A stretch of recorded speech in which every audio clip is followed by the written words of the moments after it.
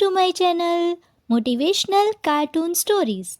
यहाँ पर हम आपके लिए लाते हैं मोटिवेशनल और इंटरेस्टिंग कहानियाँ जो आपको हर दिन कुछ नया सिखाती हैं। जनक पेशे से एक बहुत अच्छी वकील थी, लेकिन कहते हैं ना, बहू कितनी भी बड़ी तोप क्यों ना हो, सास के सामने तो भीगी बिल्ली ही होती है। अरे जनक, क्या बात है? आज रोटी नहीं मिली अभी तक।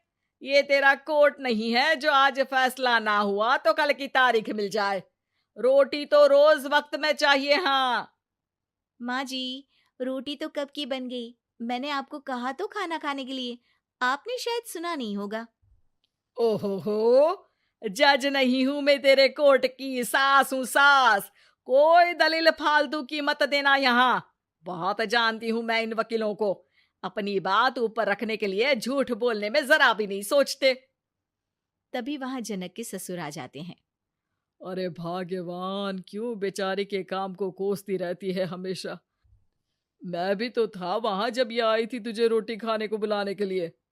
सास को तो अब गुस्सा आ जाता है कि कैसे किसी ने बहू की साइड ले ली। अरे वाह जी वाह, वो तो मैं जानती थी कि कोई ना कोई गवाह तो ये पेश कर ही देगी। पर मैं तो अब सीधा खाना खाकर सोने जाऊंगी। मुझे आदत नहीं है किसी से बहसा बहसी करने की। पता नहीं कैसे ये वकील इतना दिमाग लगाकर खुद तो झूठ बोलते ही हैं, साथ में झूठे गवाह भी ले आते हैं। जनक को सास के ताने सुनने की अब आदत सी पड़ जाती है। एक दिन जनक वकील की ड्रेस पर काला कोट पहनकर कोर्ट के लिए निकल ही रही होती है कि अरे कहाँ चली काला कौवा बनकर? टोक दिया ना। अब कोर्ट तो वकील वाली ड्रेस पहनकर ही जाऊंगी ना। वाह भाई वाह, दामिनी तो मैंने भी देखी है। सन्नी पाजी ने ऐसा ही कोट पहना था और कहा था कि तारीख पर तारीख, तारीख पर तारीख। मतलब कि कोई बात करनी है तो बोलिए, वरना वक्त नहीं है मेरे पास खराब करने के लिए। अरे पता नहीं तुझ में क्या देखा मेरे बेटे ने, सारा दिन वकीलों वाली बहस करती है, भोली भाली सास के साथ। अच्छा सुन, जो इतनी बहस मेरे आगे करती है ना, जरा अपने बॉस से कर ले, जो 1 साल भी ना हुए तेरी शादी को और काले कपड़े पहना दिए। अंदर जा और लाल कोट पहन कर आ, पता तो चले कि नई नवेली शादी हुई है। अरे माँ जी, कोर्ट में मेरा बॉस क्या करेगा? ये तो पूरे देश की ड्रेस है वकीलों के लिए। लेकिन सास तो ठहरी सास। अच्छा, तो कोई जरूरत नहीं है 2-4 साल कोर्ट जाने की। शादी थोड़ी पुरानी हो जाए तब इजाजत दे दूंगी मैं तुझे काले कपड़े पहनने की। अब क्या था, मन मारकर जनक को लाल रंग का कोट पहनकर कोर्ट जाना पड़ता है। उसके जाने के बाद आहा, बढ़िया, ये पूरे देश की ड्रेस की बात करने वाली। अरे पहना दिया ना लाल कोट। अब सास आए दिन या तो जनक को उसके काम का ताना देती या फिर उसका काम छुड़वा देने की धमकी। तंग आकर एक दिन जनक पति से कहती है, मैं सोच रही हूँ कि कोर्ट जाना बंद ही कर दूं। अरे क्यों यार, इतना अच्छा करियर है, क्यों छोड़ने की सोच रही हो? अरे लाल रंग का कोट पहनकर जाना पड़ता है। हर बात पर सास ताना देती है कि वकील तेज होते हैं, सवाल जवाब करते हैं, झूठी दलीलें देते हैं। अरे तो ठीक है ना, वो जो कहती है अपनी समझ से कहती है, लेकिन तुमको तो पता है ना कि सच्चाई क्या है। जनक को पति की बात से हौसला मिलता है कि तभी घर पर कुछ लोग आ जाते हैं। अरे आइए आइए पंच साहब, कैसे आना हुआ? अरे भाई साहब, सुना है कि आपकी बहू वकील है। तभी वहां सास आ जाती है। हाँ है तो, लेकिन क्या हुआ? फिर कहीं बहस कराई क्या? अरे हम तो खुद दुखी है उसके व्यवहार से। अरे भाभी जी, आपको तो पूरा मोहल्ला जानता है कि आप कितना बोलती है। फिर हम यहाँ बहू रानी की कोई शिकायत नहीं, बल्कि अपनी परेशानी लेकर आए हैं। ससुर जी खुश हो जाते हैं।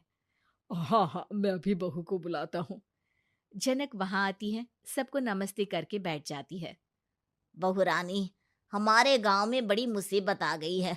अब तो पूरे गांव की जिम्मेदारी मानो तुम्हारे कंधों पर है। अरे ना ना, इससे तो घर की जिम्मेदारी पूरी नहीं होती। ये गांव की जिम्मेदारी क्या लेगी?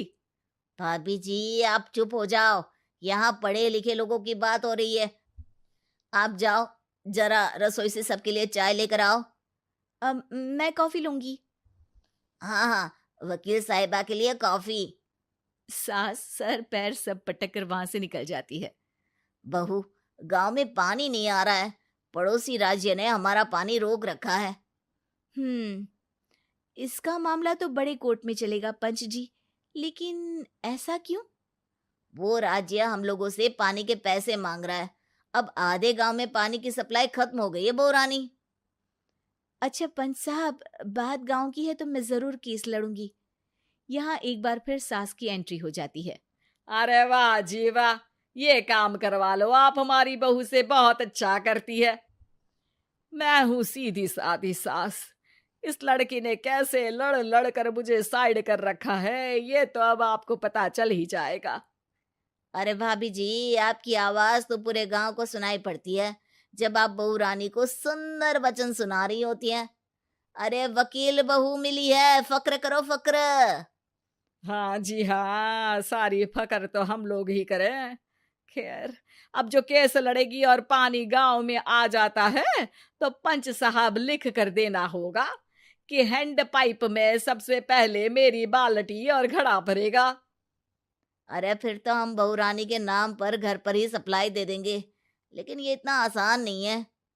बहू, गांव के पास अभी वकील करने की भी पैसे नहीं है तो। अरे पंच साहब, ये मेरे गांव का मामला है, मैं आपसे एक भी पैसा नहीं लूंगी। सास को बहू की बात पर गुस्सा आ जाता है, लेकिन सबके जाने के बाद झनक मन लगाकर गांव की परेशानियों को दूर करने में लग जाती है और वो दिन भी आता है कि झनक केस जीत जाती है। अरे आज तो प्लम्बर आकर घर तक पाइप लगा गया है, खुश हो जाओ, मेरे कारण तुम लोगों को घर के अंदर ही पानी मिल जाएगा। Thanks for watching. अगर आपको हमारी स्टोरी पसंद आई हो तो लाइक करें, शेयर करें और सब्सक्राइब करना ना भूलें।